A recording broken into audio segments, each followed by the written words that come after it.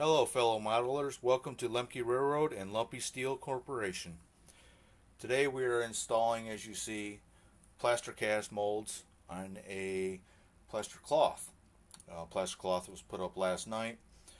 Now we are trying to make this 4% high line that goes clear over to my ore dock system, which in total will be, at this point,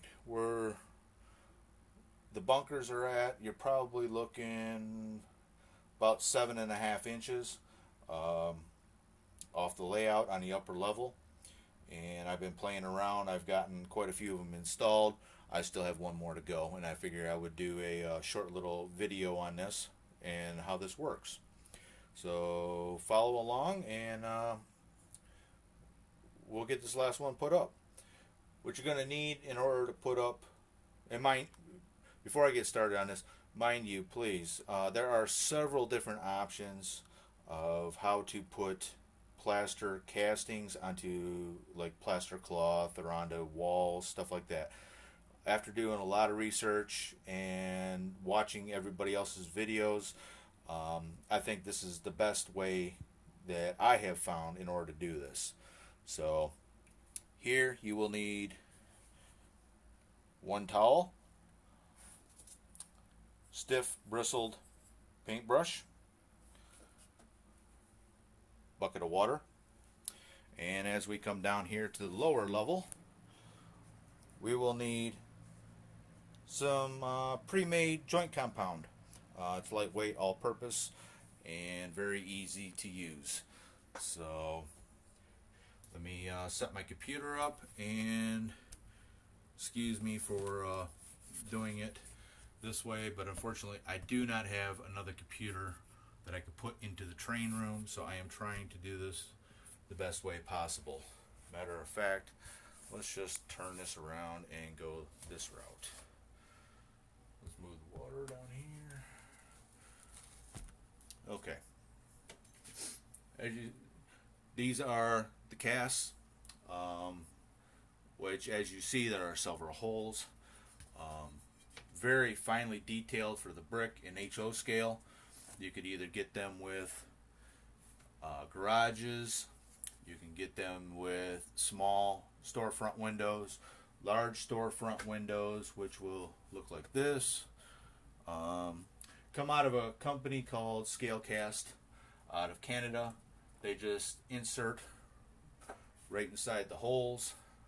And these are resin pieces, which will have to be sanded down, to fit, but you get the idea of how it goes together. So let's get these out of here. And again, you can see the fine detail of the brick. Very nice pieces, very nice. So, but as you see, this is not wet. This is not wet. This is fully dry. What we will do is go down into the joint compound here. I am, as you see, just scraping it on. Give me about 20 seconds here, and let me get enough of this on here to where I can work with it and play with it, and we'll bring it back up top. Okay. As you see, it's clumped on. No big deal.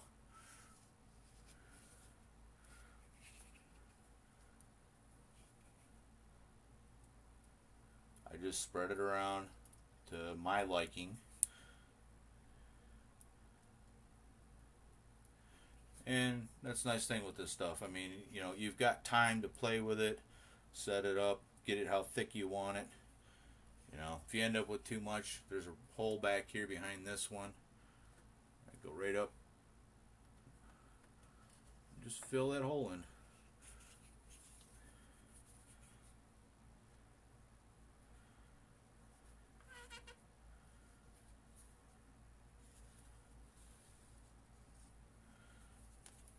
If you get way too much, just scrape it off, put it back in the bucket. Sort of like I'm doing right now.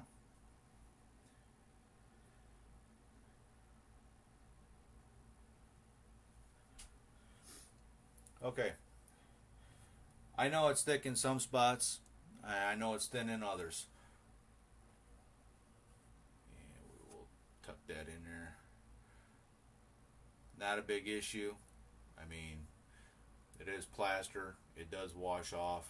You know, you can play with it, sculpt it around where you want it. Which is nice. I just take this piece and I will stick it right up into the hole right where I want it.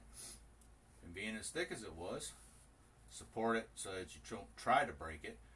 And I just wobble it back and forth till it fully attaches. And as you see, it's starting to ooze out the top, which is good.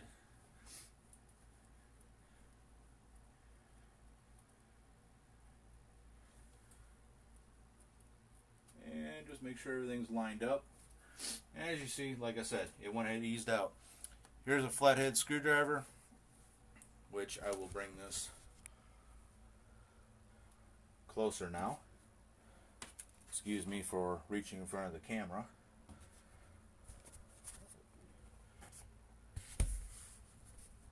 Okay, there you see it's all oozed out. Not a big deal. Just go in there with the screwdriver. Carefully, just pick it out. Put it somewhere else. Or put it back in the bucket. In my case, I've got some filling to do behind this. So that way I can continue where it looks like a hill.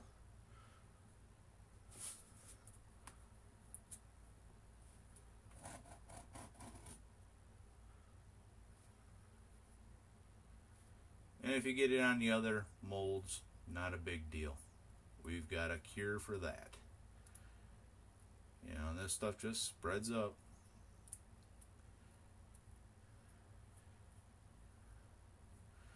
So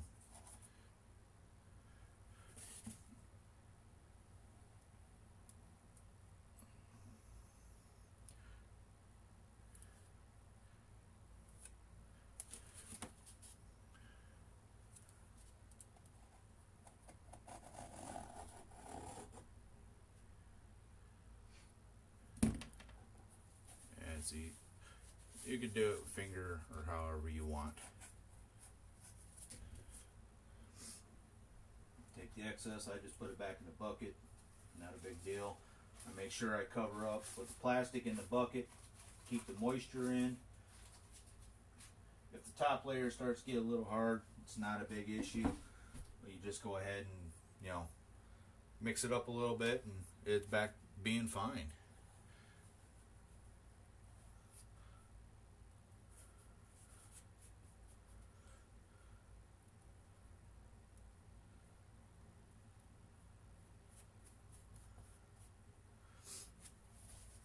Okay, now as you see, I got plaster cast all over this thing. Not a big deal. Take your brush, dip it in the water. Basically, you want to brush it off onto your towel, so it's sort of like dry brushing. And then you just come back here and just whisk away the excess that you happen to put up there. Not a big deal. Do the same thing for down here, down the crack, which usually you end up getting it to where it oozes out. So that's not a big issue. Just take it and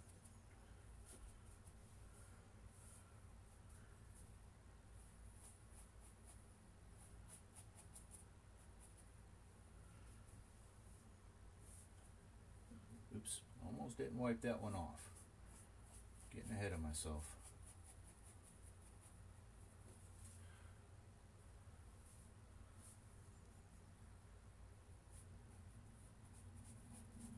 Yeah, just brush it. It'll pull all the detail back out. It pulls all the cast out of the plaster out of it from the sheetrock. You could do the same thing to the top here. Try getting all that off. This back here in this hole I'm not too worried about because again, you know, we have the inserts that are going to go in there. You are not going to see that at all. So, and just, you know, I'll clean up the side here a little bit.